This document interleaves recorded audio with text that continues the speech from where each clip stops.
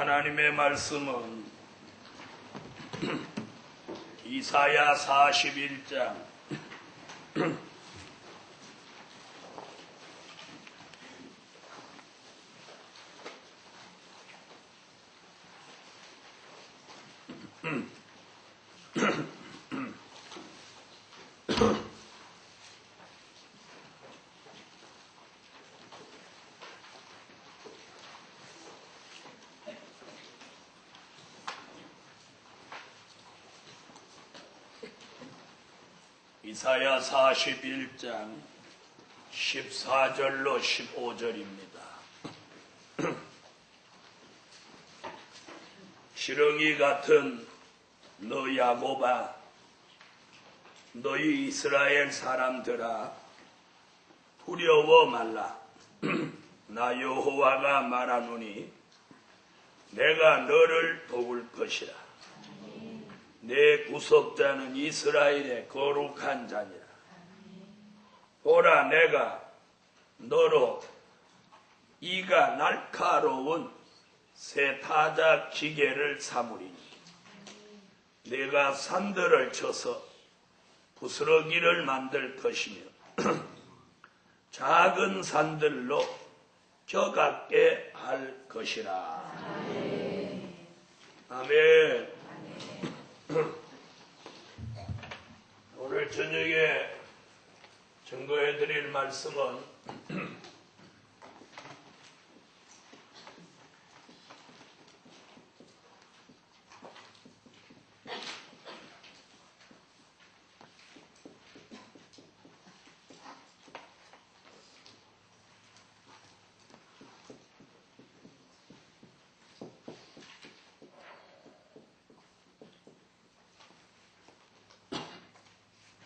동방 야곱의 사명.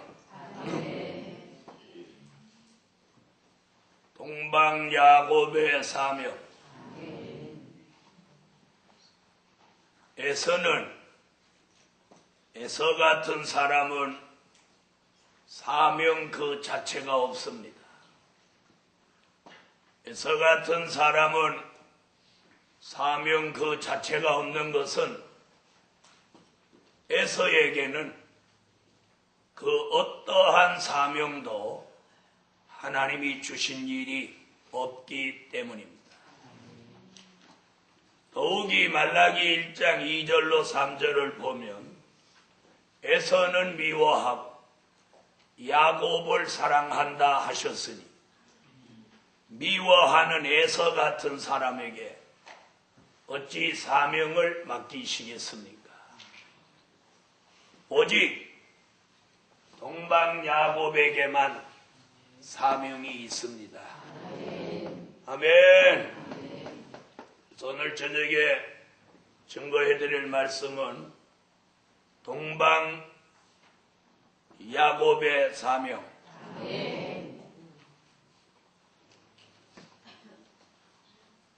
첫날 밤에는 동방 야곱이 되는 길 말씀드렸고, 또 둘째 날에는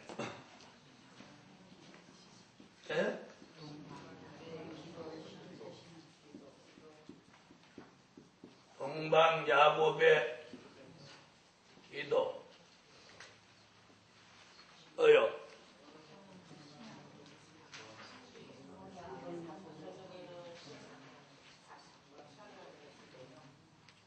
동방 야곱의 신앙이.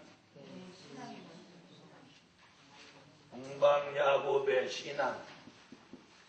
동방 야곱의 길은 두 번 했고,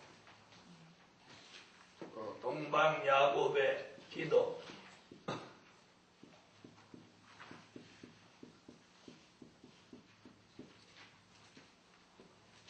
지난 밤에는 동방 야곱의 체질.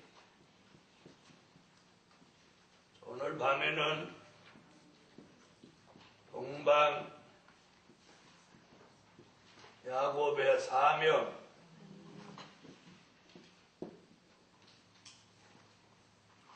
계속해서 밤철야로 끝나는 날까지 동방야곱에 대한 것만 계속하게 돼요. 지난밤에 아주 큰 은혜가 되었습니다. 제대로만 받으면 체질의 변화가 옵니다. 지금도 이 찬양 부를 때 이 성전 안에 이슬같이 은혜가 쭉 내리는데 그 은혜를 받으세요. 동방야곱의 사명. 아멘. 동방야곱의 사명. 동방야곱의 축복을 받으려면 동방야곱이 먼저 돼야 돼요. 동방야곱이 되는 길.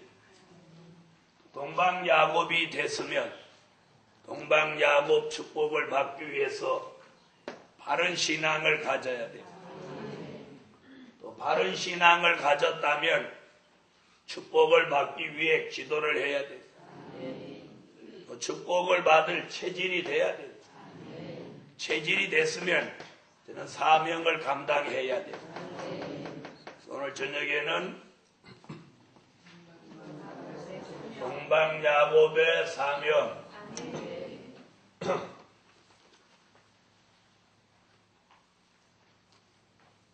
첫째,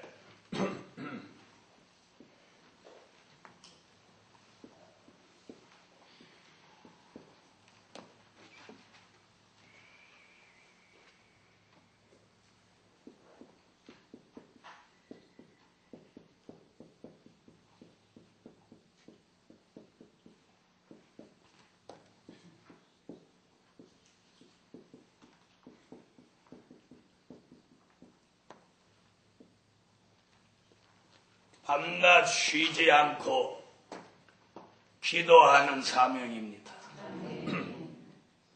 이 말세 복음에 있어서는 이 기도가 생명입니다. 밤낮 쉬지 않고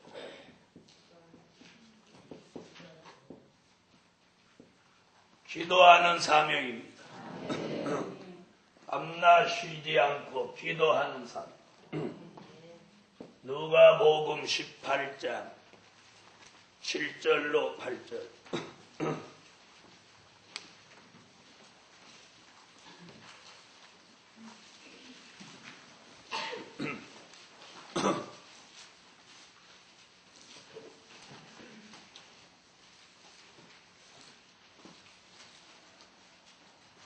찾으셨으면 읽어주세요.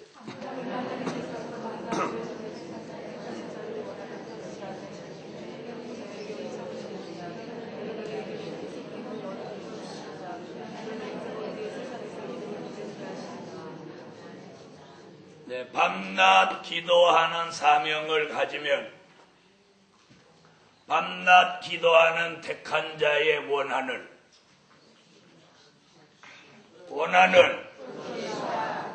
그냥 풀어줘요. 속치라고 해야지. 속히 풀어주시리라. 저는 소원이 있어요. 소원. 그래서 지금 그 기도를 계속 하나님 앞에 하는데 소원이 뭐냐면 365일 이 성전도 서울 성전도 기도 소리가 끊어지지 않는 성전이 됐으면 그게 종의 소원이에요. 저는 그게 소원이에요. 네? 이 성전에도 24시간 365일 기도 소리가 끊어지지 않는 성전. 그게 소원이죠. 그 다음에 서울에 있는 성전도 365일 내내 기도 소리가 끊어지지 않는 그런 성전이 되는 게 종의 소원이에요. 소원이에요. 그래서 늘 하나님 앞에 그렇게 기도해요. 하나님 성전에서 365일 24시간 기도 소리가 끊어지지 않는 성전 되게 해주세요. 그리고 이 성산에서는 365일 성회가 계속되는 그런 성산이 되게 해주세요. 그렇게 기도라. 난 그게 소원이에요. 한 달 중에 한 주간 성례하는 게 아니고 연중 무휴로 섭니다. 뭐라고요?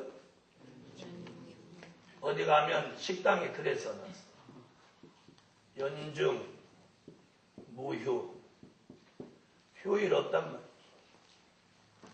이 성전도 성회가 365일 1년에 성회가 있어요. 아멘 안 하는 거 맞지? 큰일 났네, 큰일 났어. 한 달에 한 주간 오는 것도 지금 죽게 생겼는데. 그럼 자기 오고 싶을 때 오면 되는 거야. 오늘 무슨 걱정을 하고 아멘을 안 해? 누구 숨통 터지는 거 보려고 지금 아멘을 안 해? 아니, 저 기도는 그렇게 한다고 하는데 여러분이 아멘 해줘야지 뭐 이루어지지. 아유, 360을 그럼 여기 와서 살면 어떡하고, 빨래는 어떡하고, 애들은 어떡하고, 남편은 어떡하고, 출근은 어떡하고. 그냥 그런 생각 말고, 그냥 편하게 자기 오고 싶을 때 오는 거야. 성산에 간다! 그러면 노태상 앞에 타고 360을 차가 오는 거야. 그럼 타면 성산이야. 어째 이상하게 어젯밤하고 지금 사람이 좀 달라진 것 같아요. 아멘 하는 게 꼭 더듬더듬 하는 것 같이 그래요. 그게 소원이에요. 그 소원이 뭐 나쁜 소원이요? 여러분도 걱정될 거예요. 그러면 365일 그럼 문목사 여기 와서 있으면 소원은 어쩌나? 걱정하지 마. 그 단계 되면 헬기 타고 다녀도 돼. 아이고 삼성동 그 한강가에 헬기장이 폼으로 있는 거 아니에요. 거기 헬기장이 있기 때문에 여기다 헬기장 하나만 만들면 돼. 뭐 헬기장 없으면 여기 내려도 돼. 그랬더니 또 누가 헬기는 누가 운전하지? 헬기 조종사 저기 계시잖아. 대한민국에서 헬기 조종 최장시간 하신 기록을 깬 분이 저기 계신데 무슨 걱정이야? 걱정 하나도 없어. 우리는 무슨 일을 한다고 그러면 그걸 믿음으로 아무 생각 없이 안해나게 이렇게 순수하게 안 받고 막 잔머리를 막 돌리는 게 이게 문제예요. 그건 누가 하냐, 이건 어떻게 하냐, 그렇게 하면 어떻게 하냐. 근데 저는 안 그래요. 저는 아무 생각 없이 그런 거 이유 막 그런 거 안 따지고 아멘 그대로 믿습니다. 이런 사람.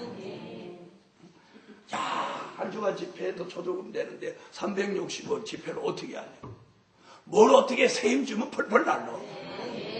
안 그러니까 360일 집회에도 하나님 세임 주면 가면 갈수록 더 펄펄 나를 거야. 난 그렇게 믿어. 그렇게 믿어. 360일 여기서 연중 무휴로 계속 성회하면 나쁩니까? 갑자기 조용해지는 거야. 밤낮 쉬지 않고 기도하는 사명. 밤낮 기도하는 사명.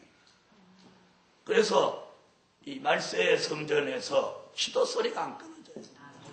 기도 소리가 안 끊어져요. 그래서 사도 요한도 요한계시록 5장 8절과 요한계시록 8장 3절 5절에 기도 분량을 채우라고 그랬어요. 기도 분량을 채우라. 그래서 기도의 사명이 큽니다. 요한계시록 5장 8절.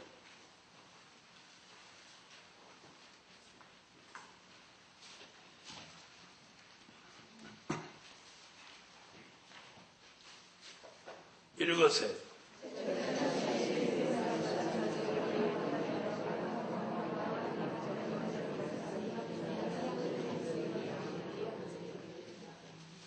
아멘. 자, 금대접에다가 기도의 분량을, 자신의 기도의 분량을 채워야 됩니다. 아멘. 금대접은 뭐예요? 나 개인의 기도의 분량을 채우는 그릇입니다. 계시록 8장 3절로 5절. 읽으세요.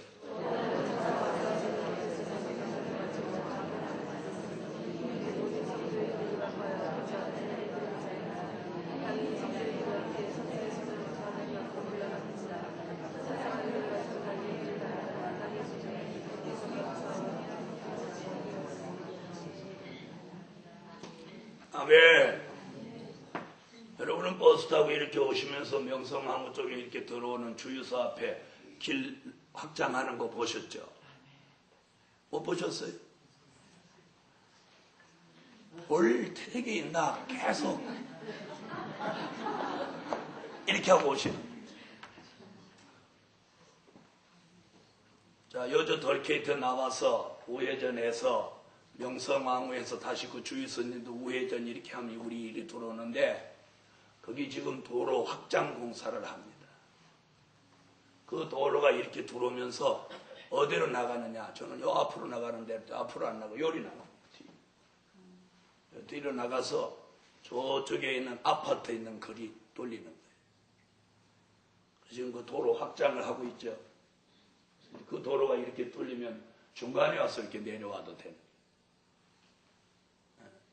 그래 천만다행 감사해요. 아이고 앞으로 지나갔으면 이 산 가보 올라가면 어쩌나 그랬더니 뒤로 갑니다. 우리가 산 살 때까지는 그렇게 둘라는가 봐. 지금 그 도로 확장에 들어와요. 도로 확장에. 그래서 하나님이 이쪽으로 지킬래더니 또 이쪽으로 길래. 하나님이 우리 얼마나 길이 좋게 하는지 몰라. 앞으로 지금 저 문막에서 여주로 이렇게 뚫린 이 길이 계속 이천, 광주, 성남까지 뚫립니다. 그러면서 저 서울에서 성남, 광주, 이천, 여주, 원주로 여기 철로가 납니다. 여기 무지 좋아집니다. 앞으로 산업도로가 새로 뚫리고 또 여기 열차가 들어옵니다. 그래서 원주로 이렇게 해서 네. 그래서 무지 좋아지는 거예요. 요즘 주여가 되는 거예요. 주여가. 그래서 앞으로 여주를 말할 때는 뭐 고구마, 쌀 뭐 이딴 거 말했는데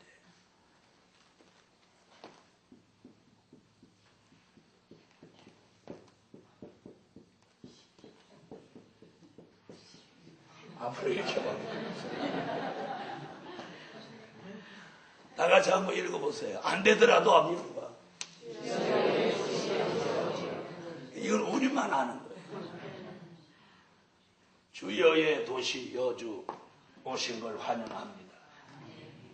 성산 기도원으로 안내하겠습니다.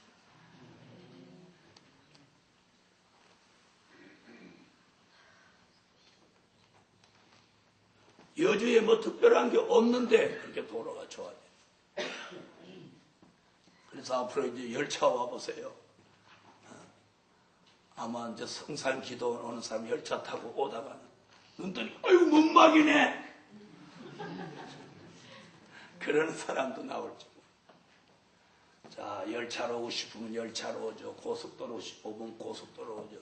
일반 도로로 오고 싶으면 일반 도로로 오죠. 또 산업도로로 오고 싶으면 산업도로로 오죠. 중부고속도로에서 영동고속도로 오고 싶으면 그리 오죠. 양평으로 와서 내륙고속도로 타고 이렇게 와도 돼요. 앞으로 지금 여주까지 온 내륙고속도로가 양평까지 올라갑니다. 양평까지 올라갑니다. 뭐 그러니까 막 서울에서 여기 오는 길이 너무 좋아져요. 저는 우리 집에서 중부고속도로 타려면 앞으로 오면 되고 내륙고속도로 타려면 뒷길로 오면 되고 그래서 그 이제 양평까지 이어진 그 고속도로가 어디하고 만났냐면 저 하남에서 지금 경춘갑 고속도로 뚫리죠. 그 갑이 이제 조인이 됩니다. 이렇게 연결. 그러니까 뭐 올림픽대로 쭉 타고 경천도 타고 오다가 내륙고속도로 쭉 오다가 여주로 와도 되고 앞으로 얼마나 좋아지는지 몰라. 이렇게 얘기를 들으면 야 금방 뭐 되는 것 같다. 그렇게 생각이 들어요? 그렇게 생각이 드는 사람은 단순한 사람이고 기다려봐.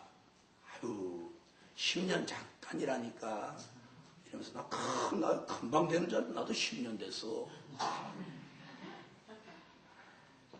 밤낮 쉬지 않고 기도하는 사명. 뭐가 안 됐다고 걱정하지 말고 기도 분량만 채우십시오. 기도 분량이 채워지면 된다 안 된다 할 배려 없이 기도 응답이 내립니다. 그래서 앞으로 제가 말씀드린 대로 한번 생각해 보세요. 도로가 얼마나 좋아져. 내륙고속도로가 지금 여주까지 왔는데 여주에서 양평으로 가서 경춘고속도로하고 연결돼서 경춘고속도로는 하남에서 저 가평으로 해서 춘천으로 가는 그 고속도로하고 연결되고 또 이 문막에서 내려온 이 산업도로가 이천으로 해서 광주로 해서 성남으로 이어지고 또 열차가 그쪽에서 이렇게 올라오고 얼마나 좋아지는 겁니다. 자, 무엇만 일어나면 돼 이제.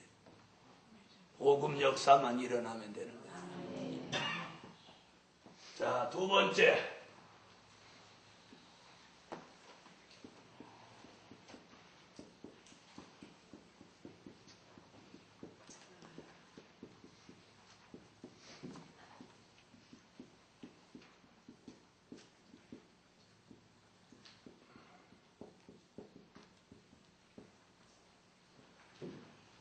밤낮 쉬지 않고 영광 돌리는 사명.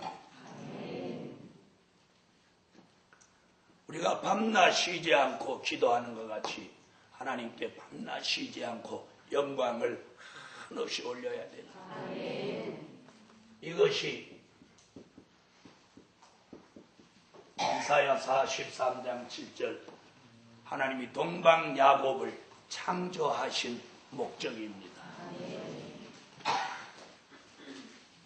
이사야 43장 7절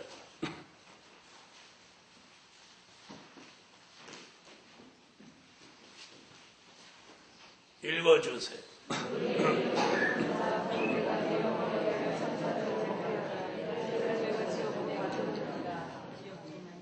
아멘. 하나님이 우리를 창조하신 근본 목적은 하나님 영광 받기 위해서 창조하셨어요. 그래서 우리는 무엇으로든지 하나님께 영광을 돌려야 돼.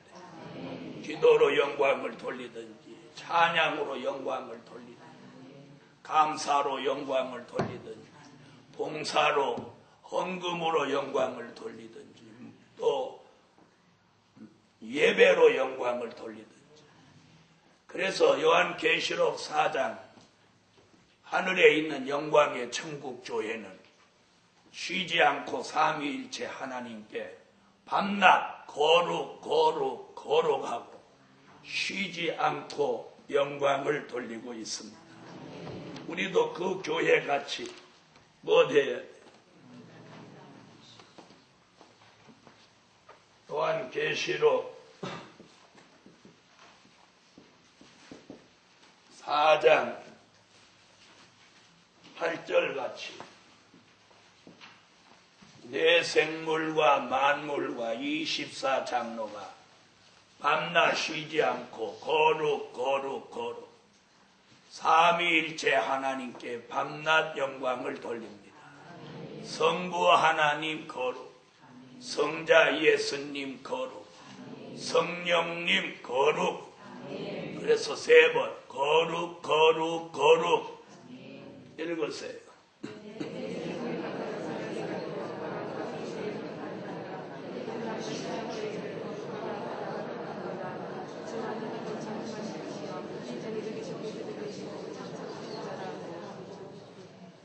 구절까지.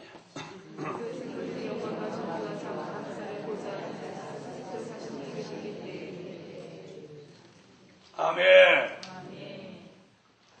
오늘 영광의 전국교회의 내 생물과 내 생물이 밤낮 쉬지 않고 하나님께 거룩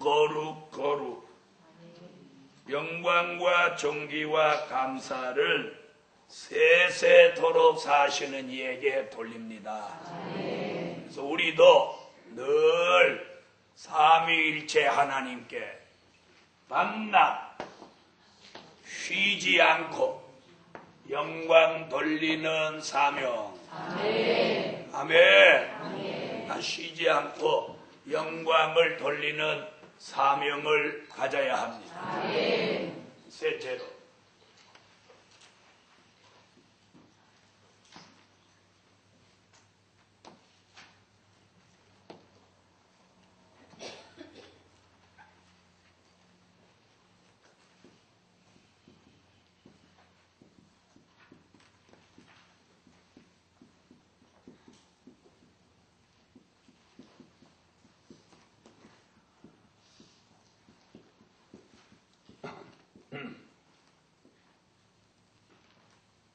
하나님의 영광을 나타내는 사명.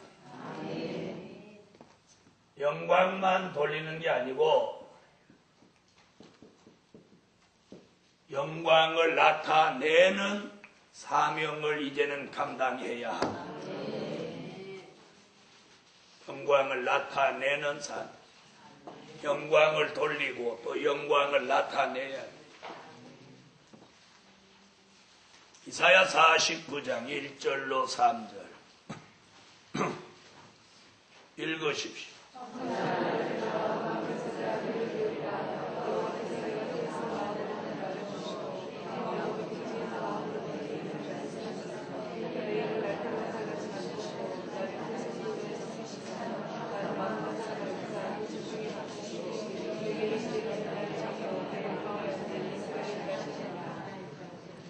아멘. 자신을 위해서 밤낮 쉬지 않고 영광을 돌려야 또 남을 위해서 하나님의 영광을 나타내는 사명이라야 합니다. 영광을 나타낸다는 건 타인을 위해서 하는 거예요. 그래서 영광을 나타내면 타인이 그 역사를 통해서 하나님께 영광을 돌리게 되는 거예요. 한 예를 들어드리면 지난밤에 주의 종이 설교하고 기도해드림으로 하나님의 역사를 받은 사람들이 하나님께 기도하고 영광을 돌리면 그게 영광을 나타내는 것입니다. 아멘. 이제는 우리가 하나님의 영광을 나타내는 사명을 감당해야 될 때, 찬양으로 영광을 나타내든지, 기도로 영광을 나타내든지, 아니면 말씀을 전하는 것으로 영광을 나타내든지, 무엇으로든지 헌금을 해서 영광을 나타내든지, 아니면 몸으로 봉사해서 영광을 나타내든지, 무엇으로든지 영광을 나타내는 삶을 살아야 돼요. 영광을 가리는 사명을 감당해서는 안 돼요. 영광을 가리면 안 되는 거예요. 이런 성에 오셔서도 모두에게 영광을 나타낼 수 있도록 살아야 돼요. 이 사람 저 사람 마음을 불편하게 하고 부딪히고 또 본심이 아닌 말을 하고 이러는 건 영광을 가리는 행위입니다. 영광을 나타내야 돼. 나타내. 다시 말하면 자기와 만난 모든 사람이 하나님 앞에 다 영광을 돌릴 마음이 생기도록 은혜가 되도록 해요. 무슨 말씀인지 이해됐어요? 그래서 영광을 나타내는 사명. 이게 누구의 사명? 동방야곱의 사명입니다. 사명이에요. 넷째로,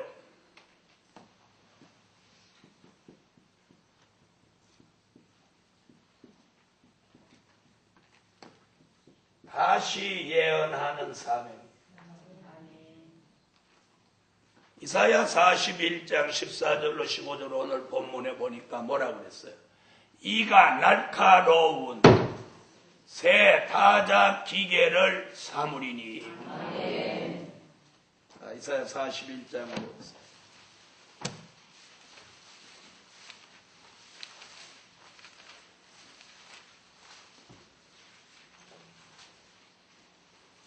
자, 14절로 15절 읽어보세요.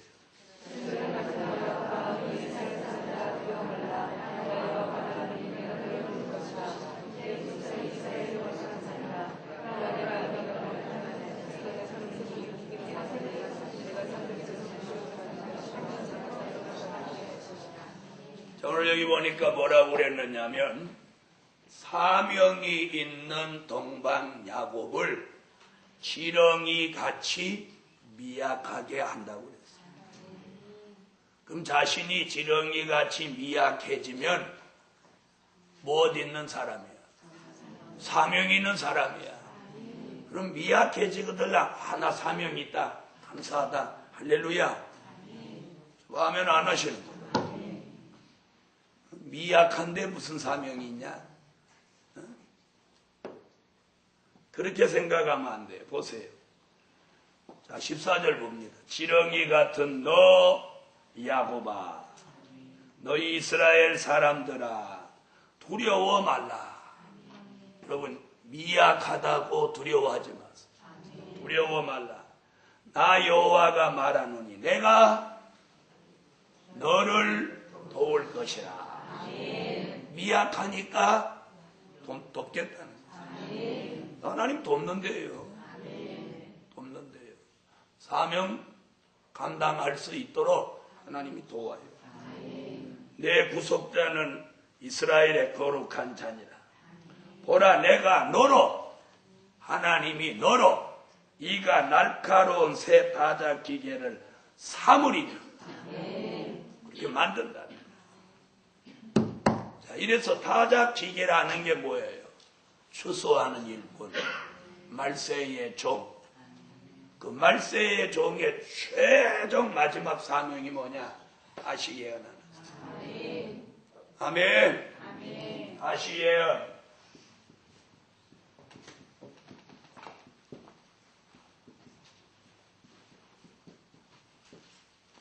요한계시록 10장 11절, 11장 3절.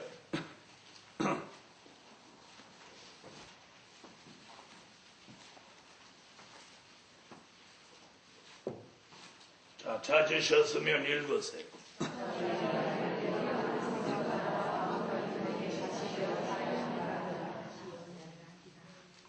아멘. 시록 11장 3절.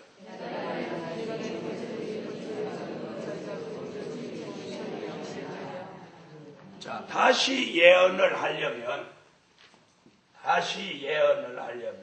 뭐가 필요해요? 말씀이 필요하죠. 다시 예언할. 그래서 아까 뭐라고 그랬어요? 미약해도 내가 너를 도울 것이라. 그 돕는다는 게 뭐냐? 이사야 50장 4절로 5절 같이 입에다가 말씀을 주셔서 학자의 혀, 학자의 귀를 만드시는 거예요. 이 하나님 도와줘요. 그래서 앞으로 다시 예언할 때 뭐 말씀을 못 전한다 이런 일이 없어요. 그래서 다시 예언하게 되면 여기 앉으신 분 중에 설교 잘 못하는 사람이 저보다 잘하겠죠. 그러면 저는 또 어떻게 되냐? 여기서 제일 설교 못하는 사람이 저보다 더 잘하게 되면 저도 그때 가면 또 더 잘하게 되죠. 그래서 앞으로 설교 못하는 사람이 없어. 이걸 얼마나 너무 잘하는 거예요. 사람들이 와가지고 설교 듣고 아멘도 못해. 이게 어지간해야 아멘이 하지. 너무 잘하면 입 딱 벌리고 이러는 거예요. 우두건이 돼버리는 거예요. 이렇게 설교해주면 아멘 할렐루야 이렇게 안 하고 지금 자기들 잘 되라고 부르면 아멘 할렐루야 이렇게 안 하고 그렇게 될까? 그렇게 될까? 그렇게 돼요. 그렇게 돼요. 그렇게 돼요. 그렇게 돼요. 저는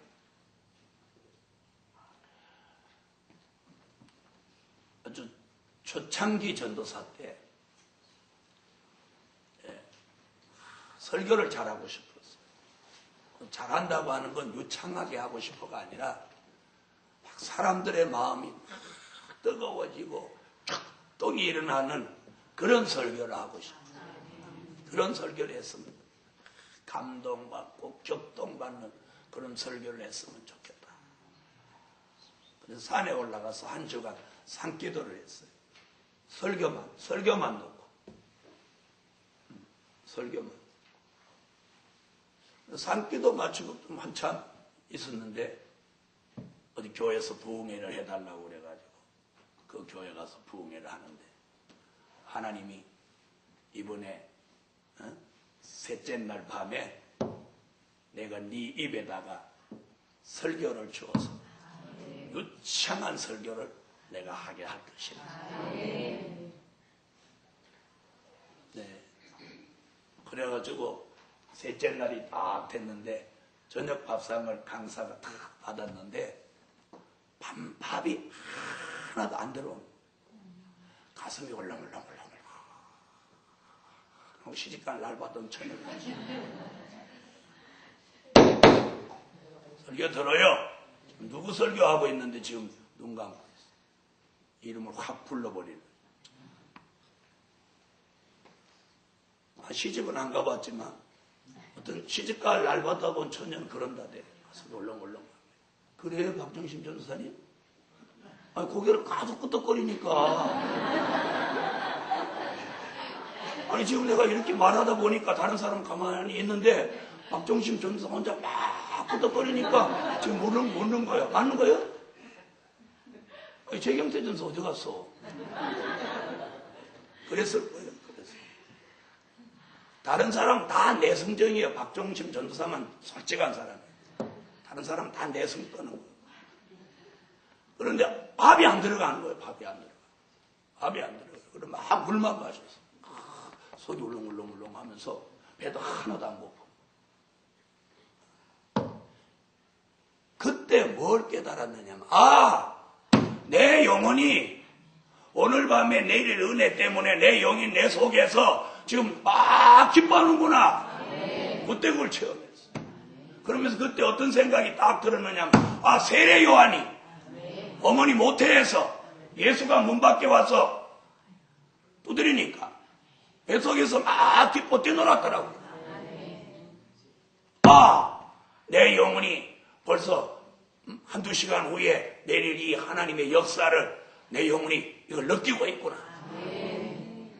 그때 그걸 깨달았어. 네. 그래서 그 다음에도 어디 부흥회 갔을 때 그런 현상이 일어나면 하자! 오늘 밤에 큰 은혜 내리겠구나. 이러는 거예요.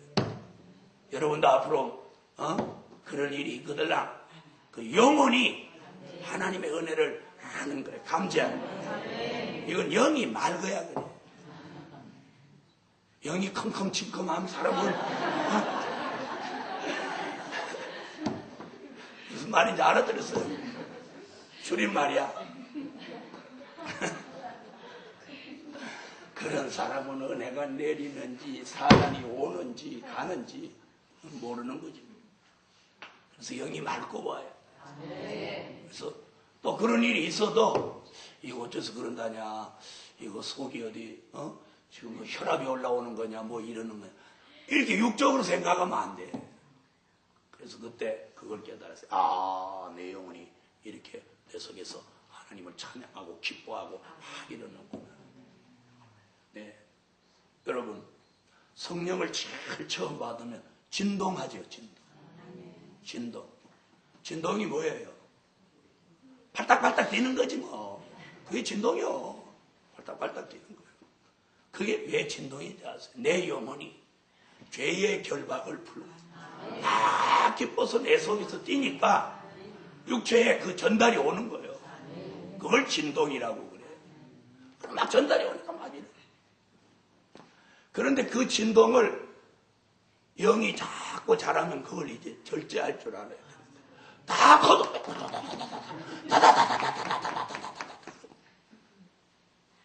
이러면 영이 장성했어도 그건 철다군이 없는 거예요. 그런데 그게 내게 막 그 절제를 안 하고 그렇게 하면 그게 습관이 돼갖고 그렇게 안 하면 은혜가 안 돼. 막 떨어야 은혜가 돼. 그래서 좋은 지도자 밑에서 이 영계 생활을 잘 지도를 받아요. 무슨 얘기인지 아세요? 처음에 은혜 받을 때 이렇게 받으면 이렇게 해야 은혜가 돼. 그래서 지금 은혜 시대에 사람 많이 모인데 그 화면, 기독교 화면 같은 거 보면 다 이러는 거예요. 그게 아주 수준이 낮아서 그래요. 무슨 얘기인지 아세요? 그랬더니 누가 그래? 아유, 다윗도 춤췄다고 그래. 그런 내가 네가 다윗이냐?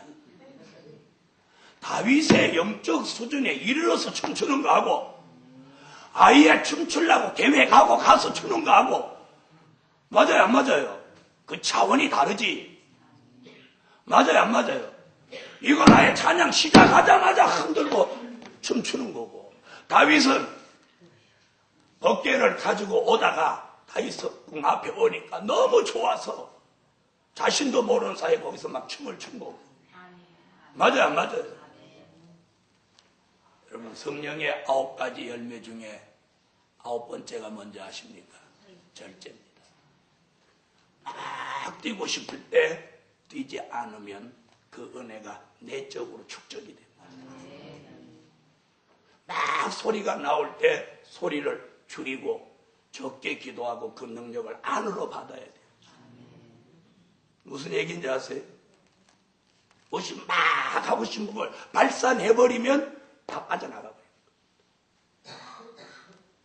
절제할 때 은혜는 내 속에 쌓이는 겁니다. 쌓이는 거예요. 이 말 알아들으세요? 그래서는 다시 예언하는 사명이 있는 사람에게 다시 예언할 수 있도록 학자의 학자의 귀를 주셔서 입에다가 말씀을 딱 주는 거예요. 이사야는 혹시라도 사람들이 이해 안 될까봐 이사야 28장 11절에다가 생소한 입술에 방언이 오는 것과 같다 이렇게 말해요. 이사야 28장 11절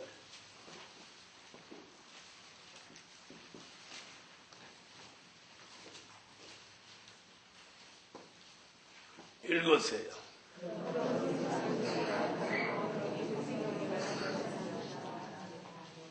네, 생소한 입술에 방언이 오고 여러분 만약에 방언이 설교가 된다면 무한대로 할 수 있겠죠? 있겠죠? 방언이 설교라면 막 방언만 하면 설교가 된다면 무한대로 할 수 있겠죠? 마치 생소한 입술에 방언이 오는 것 같이 하나님의 말씀이 입에 와서 다시 예언하게 합니다. 다시 예언하게. 다시 예언하게. 저도 전도사 초창기 때 주부들이 아침 먹고 나면 점심 걱정하고 점심 먹고 나면 저녁 걱정하듯이 저도 낮 설교하고는 저녁 설교 걱정하고 저녁 설교하고는 또 낮 설교 걱정하고 무슨 설교하지 무슨 설교하지 그런 때가 있었어요.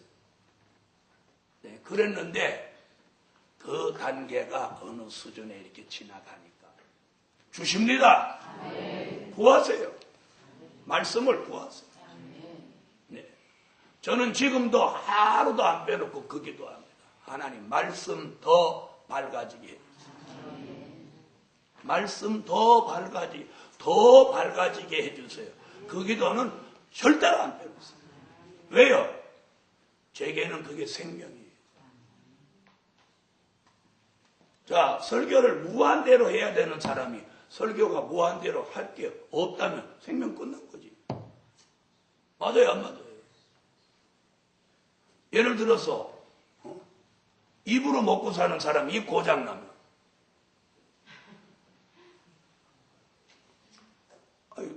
입으로 먹고 사는 사람이 입 고장나면 끝난 거지. 그래서 하나님의 사람에게 있어서 말씀은 생명 같은 겁니다. 생명 같은 거예요. 생명 같은 거예요. 그럼 말씀이 없으면 다시 예언을 뭘로 할 거예요? 말씀. 여러분, 자, 잘 들어보세요. 우리가 목회자도 그렇고 설교자도 그렇고 어떤 경지에 도달하기 전에는 말씀을 정석대로 배워야 돼요.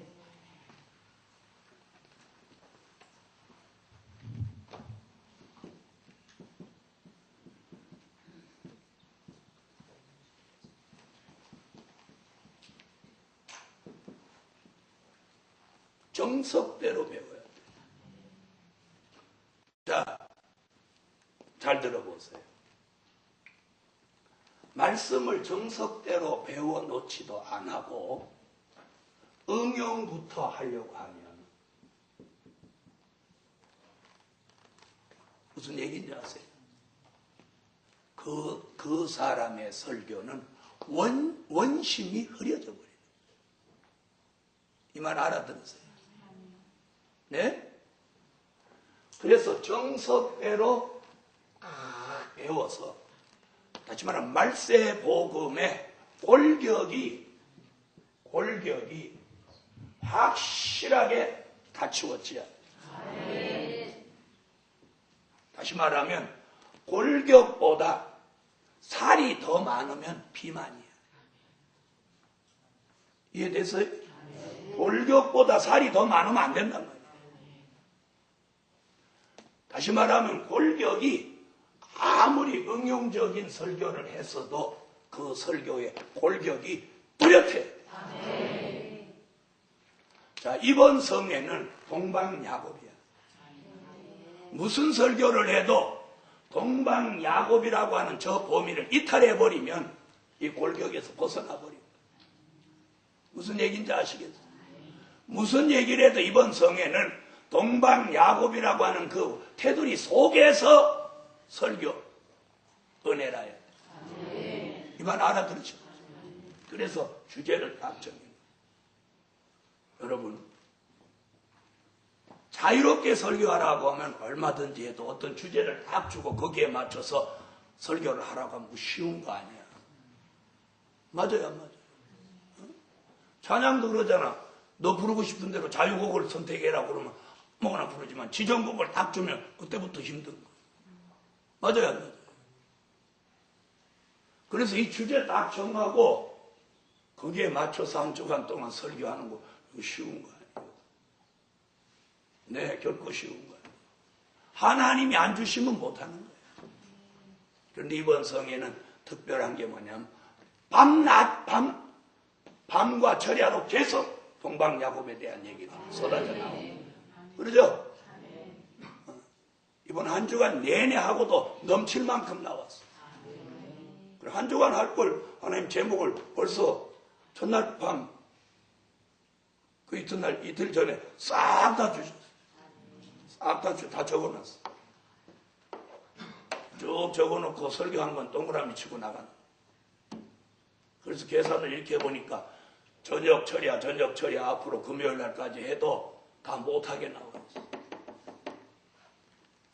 여러분, 하나님이 주시는 거예요. 그런데 이 정석대로 배워서 복음의 골격을 쫙 갖춰야 돼. 그런 후에 기도하고 그 상황에 맞는 응용을 해나가요. 이 말 알아들으셨어요? 네. 바로 이것이 설교를 똑바로 잘하는 거예요. 오늘 저녁에 이 말씀 잘 듣고 여러분이 복음의 골격을 잘 갖추시기를 주의 이름으로 축원합니다. 그래서 저는 복음의 골격을 다림줄이라고 해요. 그래서 다림줄 1, 2, 3권은 복음의 골격이라고 해요. 그래서 여기 말세 진리 총론이라고 해요. 사람들은 다림줄 공부할 때 보면 그걸 여사로 그냥 생각하는 거예요. 계시록 공부를 중요시하고 다림줄 공부는 소홀히 하다. 아니요. 새 복음의 골격이 딱 갖추어지지 않으면 절대 설교에 발전이 없어. 발전이 없어.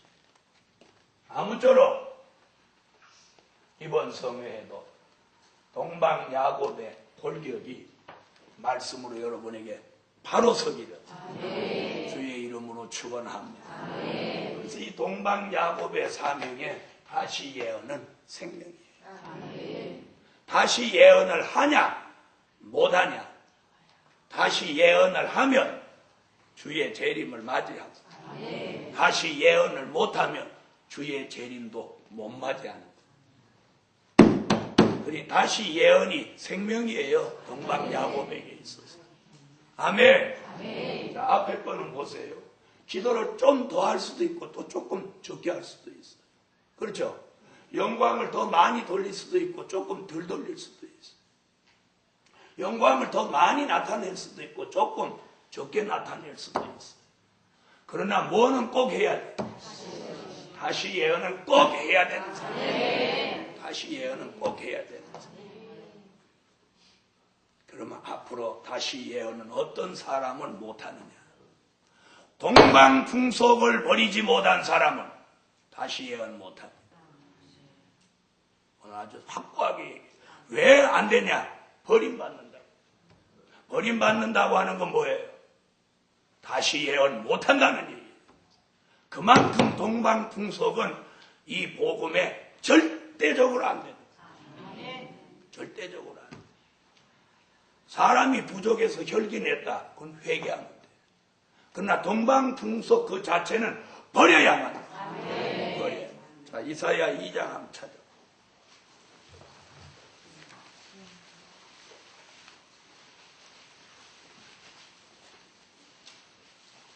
이사야 2장 5절로 6절. 우리가 아는 거지만 이번에 동방풍속을 겪는 그런 주간이니까 한번 다 같이 읽어봅시다. 5절로 6절.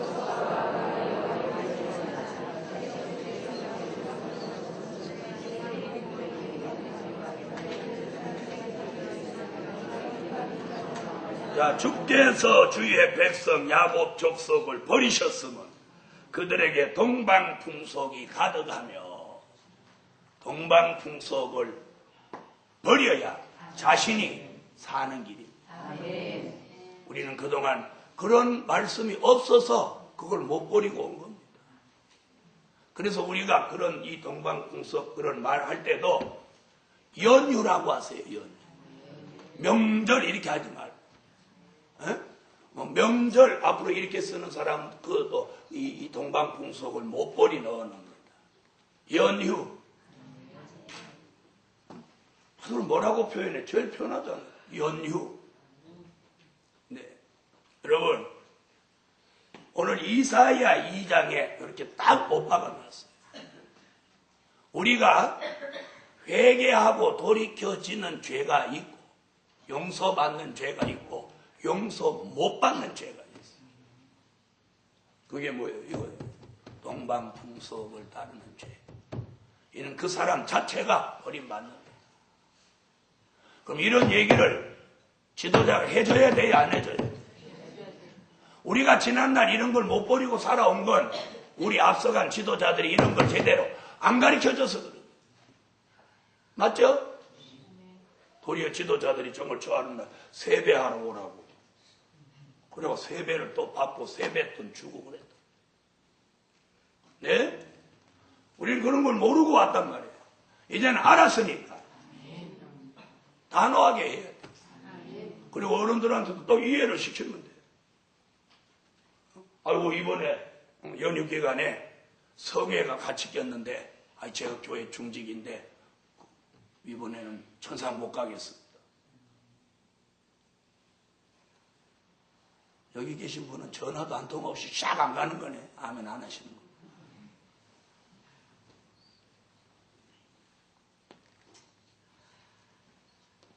전화 안 해도 안 가도 되는 사람 전화 안 해도 돼. 저 같은 사람이 이미 내놨기 때문에 전화 안 해도 돼. 그렇게 내놓기까지가 어려워요. 어려워요.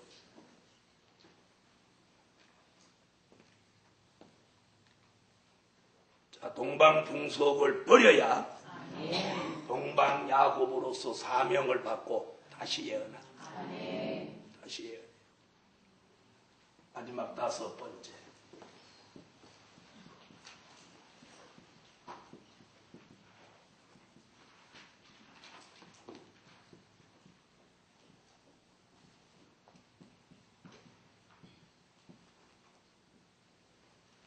많은 사람을 살리는 사명이에요.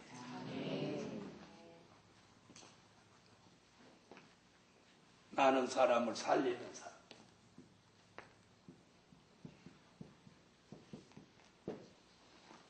다니엘서 12장 3절. 다시 예언함으로 많은 사람을 살립니다. 다시 예언함으로. 자, 그러니 다시 예언이 얼마나 중요한 건지 모릅니다. 다니엘서 12장 3절 읽으세요.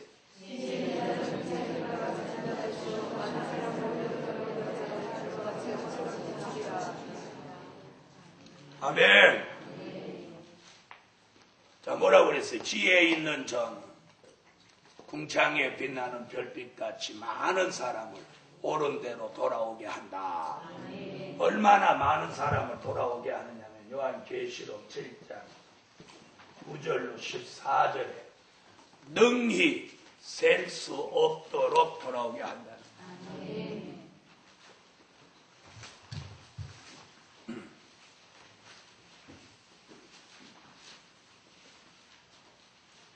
자, 찾으셨으면 읽어주세요.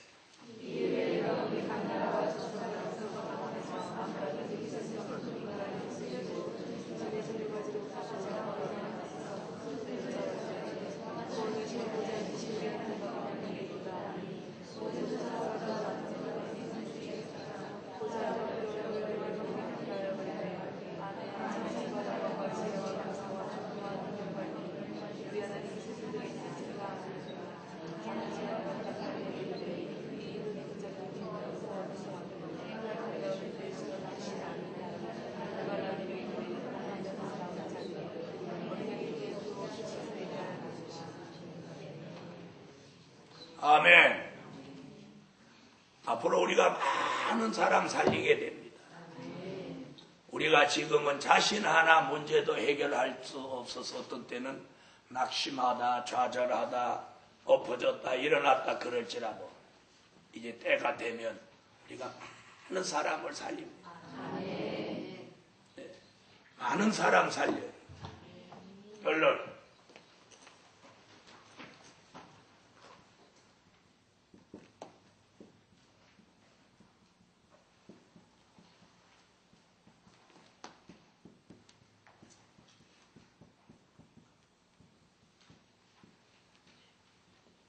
지명받은 종의 사명입니다. 여기서 지명받았다 하는 말은 뭐냐? 대타가 없습니다. 이건 대신하는 일이 없습니다. 지명받은 그 사람이 이 일을 하게 됩니다. 동방야곱의 사명은 지명받은 종의 사명이다. 아멘. 지명받은.